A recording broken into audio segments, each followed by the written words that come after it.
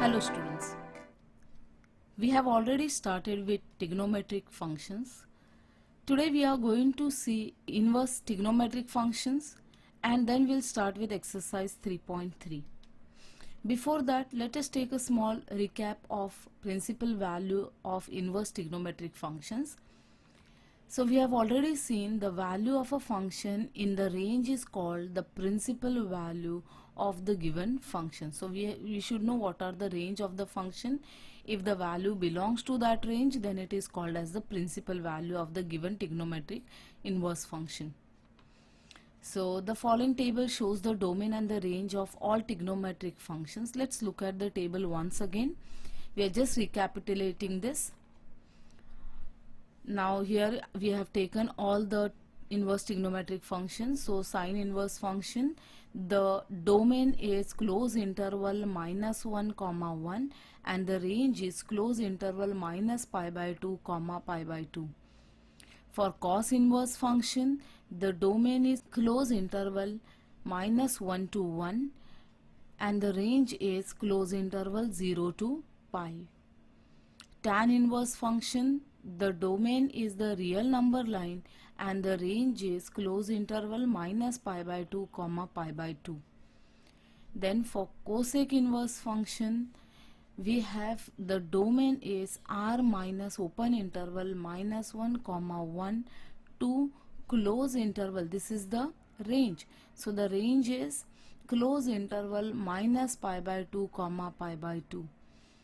For sec inverse function, we have the domain is r minus open interval -1, 1 and the range is close interval 0, pi minus singleton element that is π/2. π/2 के लिए ये valid नहीं होता, that's why π/2 is excluded. Next is cot inverse function. Cot inverse function, the domain is the real number line and the range is open interval 0, pi. Now students, you need to remember the domain and the range of the given function. Domain नहीं याद रहेगा तो भी आपको range तो याद रखना ही पड़ेगा in order to solve the questions of exercise number 3.3. In order to find out the principal value, you should know all these values. ये domain and range of our given inverse trigonometric function. If you remember these, then it is easy for you to get the answer to the questions. Now let's start with exercise number 3.3. In exercise 3.3, we are starting with the first group of question. The first group of question is find the principal value of the following. So in that, the first sub question is we want to find out what is the principal value of sine inverse 1/2. So in the solution, let us consider sine inverse 1/2 is equal to x. Now we are just going to use the definition. So as we use the definition, by definition you can say sine of x is equal to 1/2 और sine value 1/2 पता है हमें कब लेता है, sine of π/6 के लिए. So we can say sine of x is equal to 1/2 which is equal to sine of π/6. So also we know that this π/6 belongs to the range. हमें चेक करना पड़ेगा, this is important, you have to check whether your theta belongs to the range or no. So it belongs to the close interval -π/2, π/2. So since it is belonging over here, so therefore we can say that x is equal to π/6 and here we can say hence the principal value of sine inverse 1/2 is equal to π/6 and the sum is solved. The sums are quite very simple. The only thing is you should remember the range. Okay so ये check करना बहुत important है कि आपका theta range को belong करता है या नहीं. अगर ये बिलोंग नहीं करेगा then it is not the principal solution, it will not be the principal value. Okay, so here we get the principal value is π/6. Let's take next question. Again we are on in the first group. Find the principal value of the following. In that third sub question is tan inverse of -√3. So let's see how we are going to proceed for this one. Again in the solution we are going to consider that tan inverse of minus root 3 is equal to x. So by definition we can say tan of x is equal to minus root 3. अब minus sign को अगर छोड़ देंगे, हमें पता है tan root 3 value कब लेता है, tan रूट 3 वैल्यू लेता है पाई बाय 3 के लिए. So we can say this is minus of tan of pi by 3. Now we know again the allied angle formula, tan of minus theta is minus tan theta. So we are just applying the allied angle formula. So that value is nothing but tan of minus pi by 3. अब हमें check करना है क्या हमारा ये theta belong करता है इसके प्रिंसिपल ब्रांच को या नहीं. So also we know that minus of pi by 3 belongs to the close interval minus pi by 2 comma pi by 2. This is nothing but the range of our tan inverse function. So it belongs to this interval. So we can say that x must take the value minus pi by 3, and hence we can say the principal value of tan inverse of minus root 3 is equal to minus of pi by 3. I hope you have understood this. This is quite very easy. Let's take next question. Question number 2. Evaluate the following. अब method हमारा similar ही use करेंगे for this one also. So here we are taking second group first sub question. The question is tan inverse of 1 plus cos inverse 1 upon 2 plus sine inverse 1 upon 2. अब sign inverse 1 upon 2 का value कैसे निकालते हैं हमने previously देखा है, तो वही मेथड से आप ये दोनों का भी वैल्यू निकाल सकते हो. या फिर आपको tan इनवर्स वैल्यू 1 कब लेता है, tan cos इनवर्स 1 अपॉन 2 कब लेता है ये मालूम है. So let's take the value. This is tan inverse 1 plus cos inverse 1 upon 2 plus sin inverse 1 upon 2. So tan inverse value हमें पता है कब लेता है 1, right. We know what is tan inverse 1. So tan inverse 1 is pi by 4, cos inverse 1 upon 2 is pi by 3 and sin inverse 1 upon 2 is pi by 6. सो यहाँ पे वो पूरा सोल्यूशन लिखने की जरूरत नहीं है, इनके वैल्यूज आपको मालूम है, आप डायरेक्टली पुट कर सकते हो. So we have put the values from the trigonometric table, right. Now we'll do the calculation. Let's take the LCM over here. So as we take the LCM, so the LCM over here is 12. So the value comes out to be 3 pi plus 4 pi plus 2 pi divided by 12.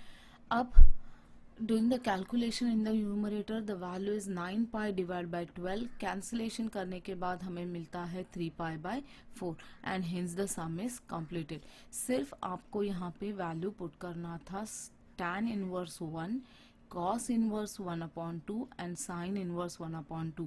तो आपका जो trigonometric table है उसके अंदर आप देखोगे tan value 1 कब लेता है, it takes the value 1 when theta is equal to pi by 4. You will look into the table when does cos take the value 1 upon 2. So ये लेता है 60 के लिए, so that is nothing but pi by 3. So we have taken this value as pi by 3. उसी तरह से हम देखेंगे हमारे ट्रिग्नोमेट्रिक टेबल में sin वैल्यू 1 upon 2 कब लेता है. So it takes when it is 30 degree. 30 degree is nothing but pi by 6 in radians.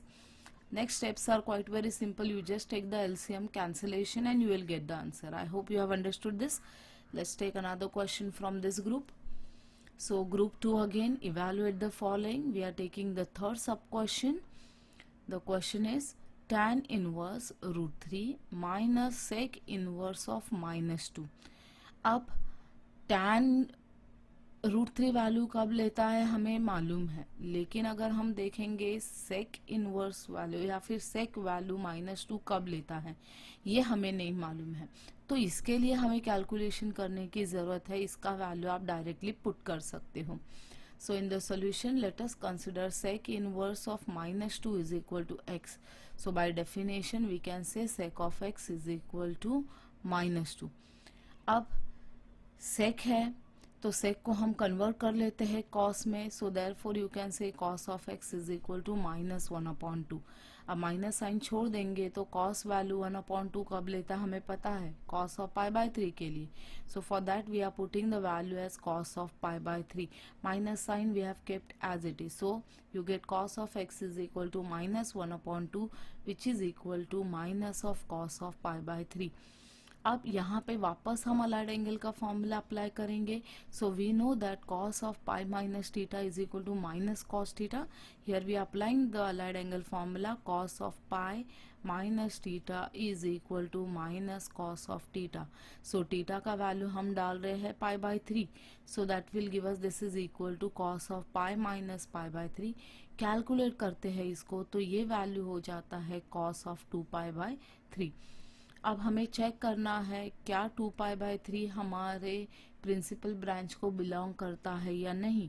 So since we know that 2 pi by 3 belongs to the range, or you can say it belongs to the principal branch. So therefore we can say x is equal to 2 pi by 3. So x हो जाता है 2 pi by 3. We have got the value of x now, that is we have got the value of sec inverse of minus 2 is equal to 2 pi by 3. अब हमारे जो सम दिया है उसको consider करते हैं. The sum is tan inverse root 3 minus sec inverse of minus 2. tan inverse root 3 का value हो जाता है pi by 3 minus this is 2 pi by 3. Calculate करते हैं तो ये हो जाता है minus pi by 3 and hence the sum is solve. I hope you have understood this. जब नेगेटिव साइन जब भी मिलता है हमें तो हमें ये प्रोसीजर सॉल्व करके देखना पड़ता है कि हमारा वैल्यू x का क्या आने वाला है या फिर हमारा ट्रिग्नोमेट्रिक इनवर्स फंक्शन का वैल्यू क्या मिल रहा है. This you have to check whenever the sum is given, the value is given as negative. Okay, so negative जब भी वैल्यू रहता है हमें हमेशा अलाइड एंगल फॉर्मूला यूज करके उसका वैल्यू चेकआउट करना पड़ता है. I hope you have understood this. Let's take next one. Next we are going to question number 3. Prove the following. Now here we want to prove that sine inverse 1 upon root 2 minus 3 times sine inverse root 3 upon 2 is equal to minus 3 pi by 4. So left hand side को value हम prove करते हैं right hand side के लिए. So let us take down the solution. यहाँ पे हमारे पास है sine inverse 1 upon root 2. So let us consider sine inverse 1 upon root 2 is equal to x. So if it is x, by definition we can say that sine of x is equal to 1 upon root 2 और sine value 1 upon root 2 लेता है pi by 4 के लिए तो हम लिख सकते हैं sine of x is equal to sine of pi by 4. अब पाई बाय 4 को हम चेक करते हैं क्या ये हमारे प्रिंसिपल ब्रांच में है. हमें पता है प्रिंसिपल ब्रांच हमारा है minus pi by 2 to pi by 2. Right, this is our principal branch for sine inverse function. तो हमारा पाई बाय 4 ये वाले इंटरवल को बिलोंग करता है या नहीं हमने चेक किया. हमें मिलता है pi by 4 belongs to the close interval minus pi by 2 comma pi by 2. Therefore we can say x is equal to pi by 4. तो हमें मिल गया sine inverse 1 upon root 2 is equal to pi by 4. Next, so this is what we have got and we get similar process. अगर आप use करते हो तो आपको मिलता है sine inverse root 3 upon 2 is equal to pi by 3. Now for this I have not shown over here, you can show it in your books. So this is sin inverse root 3 divided by 2 is equal to pi by 3. And we have got both the values. अब हम left hand side consider करते हैं. Left hand side we know the value is sin inverse of 1 upon root 2 minus 3 into sin inverse of root 3 divided by 2.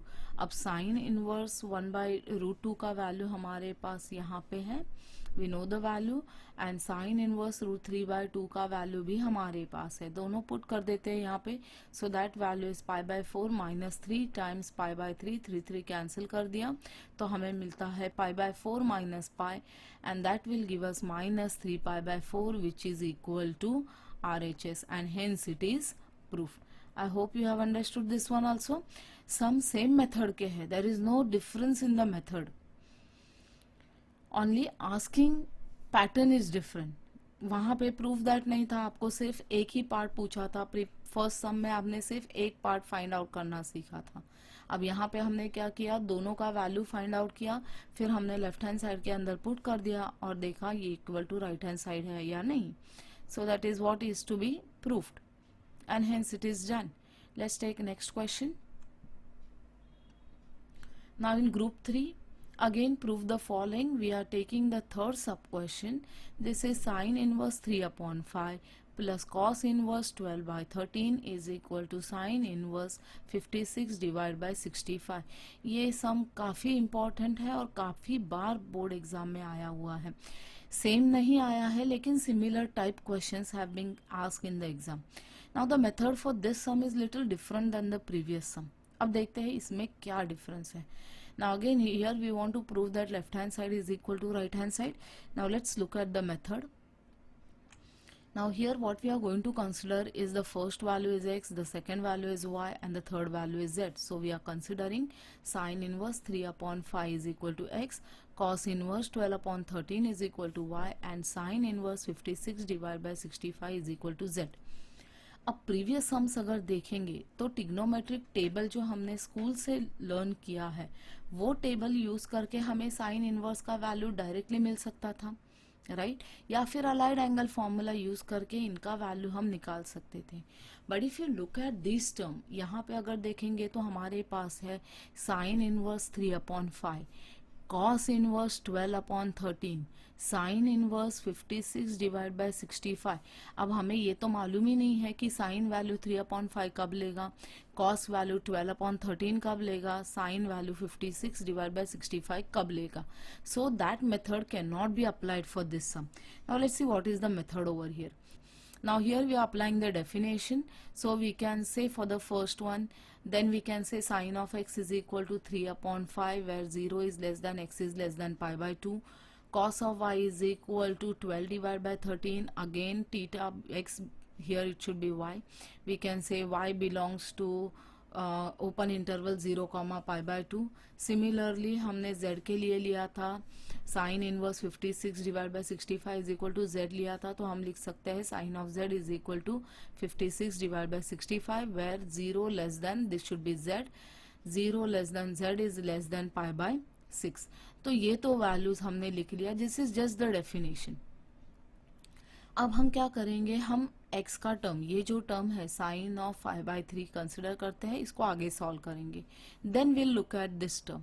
So since we know that cos of x is equal to root of 1 minus sine square x, right, so that is equal to sine of x का value हमारे पास है यहाँ पे, तो हमने put कर दिया, तो ये होगा root of 1 minus 3 upon 5 square, 3 upon 5 square हो जाएगा 9/25, so that is equal to root of 1 minus 9 upon 25 which is equal to root of 16 divide by 25, so that will get cos of x is equal to 4 upon 5। अब हम positive root ले रहे हैं because we have taken x is belonging to the first quadrant, तो first quadrant में sine cos दोनों भी positive रहेंगे, तो हमें मिल गया cos of x is equal to 4 upon 5। So that is the value of cos of x. Now here let us take the next term. Next term हमारे पास ये है. So let cos inverse 12 upon 13 is equal to y.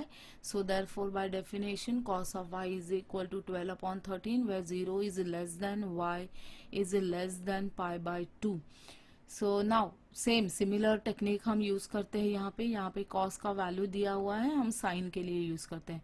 So sine of y is equal to root of 1 minus cos square y, so that value is equal to root of 1 minus 12 upon 13 square, that is equal to root of 1 minus 144 divide by 169। LCM लेके calculate करेंगे तो ये हो जाता है root of 25 divide by 169, तो हमें मिला sine of y is equal to 5 upon 13। So sine y is equal to 5 upon 13, ये रूट निकालने के बाद हमें मिला। Again we are taking positive because you can say y is lying in the first quadrant, तो first quadrant में sine value आपको मिलेगा positive.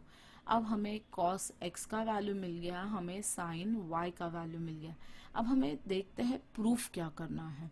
Now we want to prove that x plus y is equal to z. Why is it so? क्योंकि हमने ये पूरे term का value x लिया है। See here we have taken the value as x. तो ये हो गया x। ये अगर पूरा टर्म देखेंगे तो ये पूरे टर्म के लिए हमने वैल्यू लिया है y, so that is x plus y। और ये अगर वैल्यू हम देखें तो इसके लिए हमने लिया है z, तो हमें प्रूफ करना है x plus y is equal to z। तो हम क्या करते हैं, let us take sine of x plus y। So sine of x plus y, यहाँ पे साइन फंक्शन चाहिए तो हमने sine of x plus y का फॉर्मूला अप्लाई किया। So this is a compound angle formula. हमें पता है sine of x plus y is equal to sine x into cos y plus cos x into sine y. अब sine x का value हमारे पास है, cos y का value है, कॉस एक्स का वैल्यू है, साइन वाई का वैल्यू है. सब वैल्यू यहाँ पे पुट कर देंगे. So that is equal to sine x का वैल्यू यहाँ पे है 3.5. Then we have cos of y का वैल्यू है 12/13. Then we have cos of x that is 4/5 and sin of y का वैल्यू है 5/13. ये सभी वैल्यू हमने यहाँ पे डाल दी. तो हमें मिला 3/5 into 12/13 plus 4/5 into 5/13. So after putting the value, let's do the multiplication, and this value comes out to be 36 divided by 65 plus 20 divided by 65. Add कर लेंगे तो ये हो जाता है 56 divided by 65. Now if you look at this term,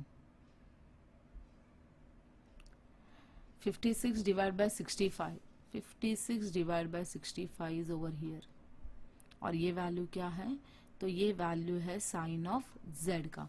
सो हमें मिला sine of x plus y is equal to sine of z. So that means you can say x plus y is equal to z. लेकिन x, y और z का value हमने क्या दिया था? ये था. तो therefore we can say sine inverse 3/5 plus cos inverse 12/13 is equal to sine inverse 56 divide by 65. I hope you have understood this. This was little different type of sum, but this one is a very important sum. Okay. So यहाँ पे आपने पहले term को x consider किया, sine का value था, आपने cos का वैल्यू निकाला. जहाँ पे कॉस का वैल्यू आपको दिया था, आपने उसके लिए साइन का वैल्यू फाइंड आउट किया. फिर यहाँ पे हमने अप्लाई किया है कंपाउंड एंगल का फॉर्मूला. प्रीवियसली हमने सिर्फ अलाइड एंगल फॉर्मूला ज्यादातर यूज किया था. यहाँ पे हमने कंपाउंड एंगल का फॉर्मूला अप्लाई किया, that is sine of x plus y is equal to sine of x into cos of y plus cos of x into sine of y. तो हमने ये जो वैल्यूज निकाले थे और जो वैल्यूज हमें दिया था वो सब सब्स्टिट्यूट करने के बाद कैलकुलेट किया, and after calculation we have got this term is nothing but sine of z. तो हमें मिला sine of x plus y is equal to sine of z. Sine sine दोनों जगह पे गया तो हम लिख सकते हैं x plus y is equal to z, and hence it is proved and done with this sum. Let's take next question. Next we are looking at again group 3 question, prove the following. In that we are looking the fifth sub question. This is tan inverse 1/2 plus tan inverse 1/3 is equal to pi by 4. Again this is a different type of sums. Previous वाला method से ये sum solve नहीं होगा.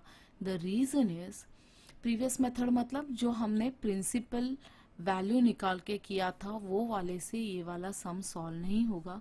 The reason is we don't know when tan is going to take the value 1/2 और it is going to take the value 1/3. ये कब लेगा ये हमें मालूम नहीं है, तो वो वाला मेथड प्रिंसिपल वैल्यू वाला मेथड यहाँ पे काम नहीं करेगा. So for that what we are going to do is we know some formulas. So let's see what the formula that we are going to use. So here we know that tan inverse x plus tan inverse y is equal to tan inverse x plus y divided by 1 minus xy. ये formula हमारे पास है और हमने इसको use भी किया हुआ है. अब हम क्या करते हैं, let's look at the left hand side over here. ये लेफ्ट हैंड साइड ऐसे ही दिख रहा है, राइट. सिर्फ x के जगह पे यहाँ पे है 1/2 और यहाँ पे अगर देखेंगे y के जगह पे हमारे पास है 1/3. So will apply this formula. So let us consider the left hand side. Left hand side is tan inverse 1/2 plus tan inverse 1/3. So just applying this formula, in place of x we are going to use 1/2, in place of y we are going to use 1/3. तो हमें मिल जाता है this value is tan inverse of x के जगह पे हो जाएगा 1/2 plus 1/3 divide by 1 minus 1/2 into 1/3. Numerator में एलसीएम ले लेंगे, डिनोमिनेटर में भी एलसीएम ले लेंगे. तो न्यूमरेटर में एलसीएम हो जाता है 6, डिनोमिनेटर में भी एलसीएम हो जाता है 6. So taking the LCM in the numerator and denominator, that will give us tan inverse. This value is 3 plus 2 divided by 6 whole upon 6 minus 1 divided by 6. ये actual value हो जाता है. This is tan inverse of, ये हो जाएगा 3 plus 2 divided by 6 whole upon this is 6 minus 1 divide by 6। तो ये 6 इसके साथ कैंसिल कर दिया तो मिलता है ये टर्म जो है tan inverse 3 plus 2 divide by 6 minus 1। Calculate करेंगे तो ये मिलता है tan इनवर्स 1 5 डिवाइड बाय 5 मिला, right. So this value is nothing but tan inverse of 5 divide by 5, 5 cancel कर दिया, आपको मिला tan इनवर्स 1। अब tan वैल्यू 1 कब लेता है हमें पता है, tan वैल्यू 1 लेता है पाई बाय 4 के लिए। So we can say this value is equal to pi by 4 which is equal to RHS and hence it is proved. Have you understood the sum? Let's go through the sum once again. अब ये वाले सम में हमने formula apply किया है tan inverse x plus tan inverse y is equal to tan inverse x plus y divide by 1 minus x y. अब ये formula में हमने पुट कर दिया x is equal to 1/2 and y is equal to 1/3। तो हमें मिला tan inverse 1/2 plus tan inverse 1/3 is equal to tan inverse 1/3 plus 1/2 divide by 1 minus 1/2 into 1/3। LCM लेने के बाद हमें मिला tan inverse 5 divide by 5। Cancellation करने के बाद हमें मिला tan इनवर्स 1। अब tan इनवर्स 1 का वैल्यू पाई बाय 4 हमने प्रूव भी किया है एक सम में, तो हमें मिला the value is equal to pi by 4 and hence the sum is completed. Let's take next sum then. Now we are looking at group 3 again. Prove the following. Sixth sub question. Here we want to prove that 2 times tan inverse 1/3 is equal to tan inverse 3/4. So now again here we are going to use the formula. So we know the formula. The formula that we are using is 2 times tan inverse x is equal to tan inverse 2x divided by 1 minus x square. So just using the formula x के जगह पे 1/3 put करते हैं तो LHS हो जाता है LHS is 2 into tan inverse of 1/3। So that value is equal to tan inverse of 2 into 1/3 divide by 1 minus 1/3 square. So that comes out to be tan inverse 2/3 divided by 1 minus 1/9. So denominator में LCM ले लेते हैं and that term can be written as this is tan inverse 2/3 multiply by 9/8. ये calculation करते हो आप, when you do the calculation this value is nothing but tan inverse of, ये value हो जाता है 2/3 whole upon, ये हो जाएगा this value is 9 minus 1 divided by 9. So 9 minus 1 is 8 divided by 9. इसको हमने डिनोमिनेटर से न्यूमरेटर में ले लिया तो ये टर्म मिला हमें। Now cancellation of the term and that will give us tan inverse of 3/4 and that is equal to RHS and hence it is proved. Now अगर आपको ये फॉर्मूला याद नहीं आ रहा है तो प्रीवियस वाला फॉर्मूला भी आप अप्लाई कर सकते हो। आपके पास है tan इनवर्स ऑफ 1/3 है तो फॉर्मूला आप अप्लाई कर सकते हो। You can apply the same formula tan inverse x plus tan inverse y is equal to you can say tan inverse x plus y divide by 1 minus x into y. अब tan inverse x और tan inverse y यहाँ पे आपके पास है 2 times tan inverse of 1/3।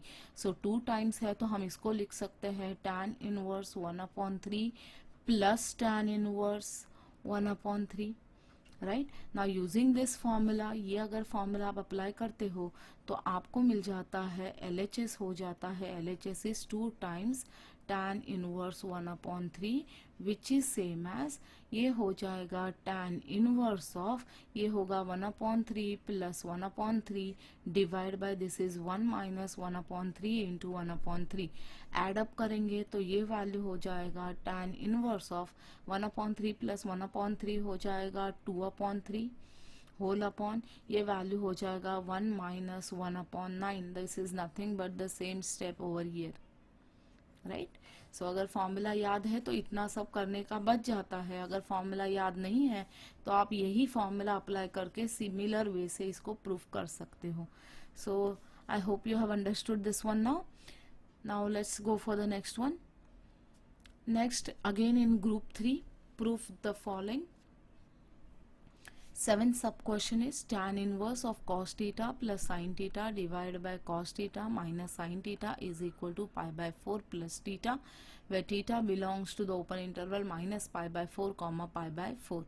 अब ये काफ़ी सिंपल सम है, ऐसा ही सम हमने लास्ट ईयर देखा था. We have seen this type of sums last year when we have studied trigonometry, right. So trigonometry में ये हमने पढ़ा था, लेकिन यहाँ पे आपको tan इनवर्स नहीं दिया था. tan function was given this side, तो आपको प्रूफ करना था this bracket is equal to tan of pi by 4 plus theta. This was the sum that was there in the book last year. Anyways, let's look at the sum. Same method we are going to use over here. So in the solution, let us consider the left hand side. Left hand side is tan inverse cos of theta plus sin of theta divided by cos of theta minus sin of theta. अब हम क्या करेंगे, numerator denominator दोनों को divide करेंगे cos से. So as we divided by cos हमें मिल जाता है this is tan inverse cos theta divide by cos theta plus sin theta divide by cos theta whole upon cos theta divide by cos theta minus sin theta divide by cos theta. यहाँ cos theta cancel हो गया, यहाँ पे भी cancel हो गया. अब बचा है ये sin theta divide by cos theta. sin theta divide by cos theta is tan theta. So we can write this value as tan inverse of 1 plus tan theta divided by 1 minus tan theta. अब हमें पता है tan value 1 कब लेता है, tan pi by 4 is equal to 1. So ये 1 के लिए हम लिख सकते हैं tan of pi by 4. So that is tan inverse of tan of pi by 4 plus tan of theta divide by tan of pi by 4 minus tan of theta.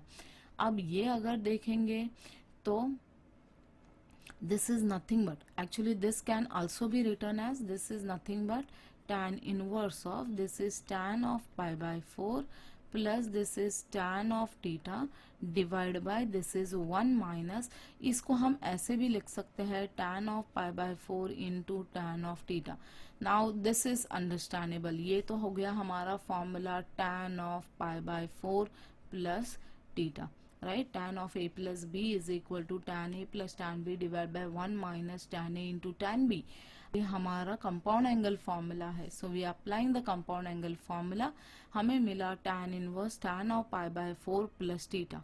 अब हमें पता है theta if it belongs to the open interval minus pi by 4 to pi by 4, tan inverse will cancel the tan function and that will give us pi by 4 plus theta which is equal to RHS and hence it is proved.